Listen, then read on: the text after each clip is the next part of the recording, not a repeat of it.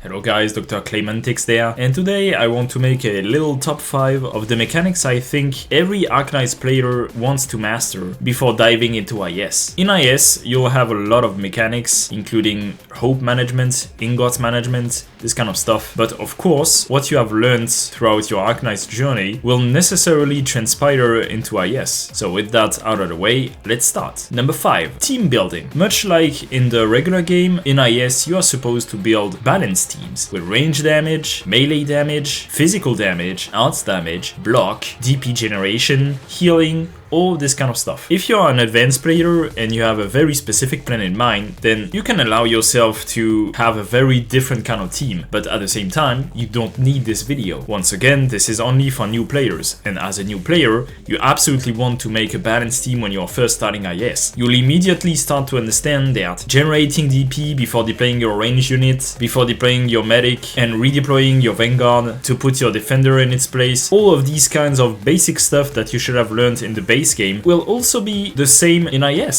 So learn how to make a balanced team. This is also very important in case you lack some healing and you get offered a unit that isn't necessarily a healer, for example Swire Altar, but that has a skill that heals. Number 4. Differentiating the damage type. This is already very true in the base game, but being able to differentiate between physical and arts damage is very important in IS. Why does it matter? Several reasons. First of all, you may have to fight enemies that have a lot of resistance or a lot of defense, and so you're gonna want to use physical or arts damage. But most importantly, if you have a lot of collectibles that increase physical damage or arts damage, and you're using a unit, for example like Chen, that has a lot of physical damage on S3, but that has mixed damage on S2, and if you have only arts damage, then it might be a good idea to actually use S2 instead of S3. There is a lot of cases like that where a unit has physical or arts damage depending on their skill, and you have to be able to adapt to what you get. If you get more arts damage, maybe switch to a skill that deals more arts damage, or if you get more physical damage, maybe switch to a skill that deals more physical damage. Number 3. Aerial unit targeting. When you're a new player, you're introduced to a very simple fact: range units can deal damage to aerial units, and while this is true, this is not necessarily always the case. For example, flinger operators are unable to hit aerial units, and a lot of melee operators are able to hit aerial units. A lot of skills in the game, for example, still in the case of Chen, can hit aerial units even though it is not necessarily shown on the skill. Chen's S2 is able to hit aerial units while Chen S3 isn't. Wissedel's S3 is able to hit aerial units while her other skills aren't. So if you have to take a stage that has aerial units and you would be inclined to, for example, use Chen S3 because you know it deals more damage, then maybe you actually want to switch your skill at this point. Or the same way that you can be offered a voucher that can give you healing when you lack healing, even if it's not a medic voucher, then you can also be offered a voucher that allows you to recruit a unit that can deal damage to aerial enemies. For example, if you get offered a guard and you know you have no other way to deal damage to aerial units, maybe recruit a lord or any other unit that is able to deal damage to aerial enemies, for example cutter. Number 2. Aggro taking. Very much like in the base game, you need to know what units will be targeted at which point. The logic is always the same. The last deployed operator will take the aggro, unless there are operators in the vicinity of enemies that increase the aggro or decrease the aggro. For example, Mwena always has increased aggro, and ambushers always have decreased aggro. So be careful when you want to deploy a weak unit in range of enemy units. For example, do not deploy a sniper, a caster, or a medic last in the range of ranged enemy units, or else it might get clapped. And finally, number 1, redeploying your units. Redeploying your units is by far the most powerful move you can do with your units. Redeploying your units allow you to position them better, to take care of other enemy units, or to deploy other units because you don't need the first one. This is particularly true for some classes like Vanguards, particularly for chargers, because chargers give you back all the DP cost you use to deploy them. So if you feel like you don't need this charger or any other Vanguard, but you need more damage, absolutely redeploy your Vanguard and deploy your damage dealer instead. So this was it for this little top 5, guys. This time around, the topic was much shorter than usual, but I like to keep things concise sometimes. So leave a like, subscribe, and see you in the next video.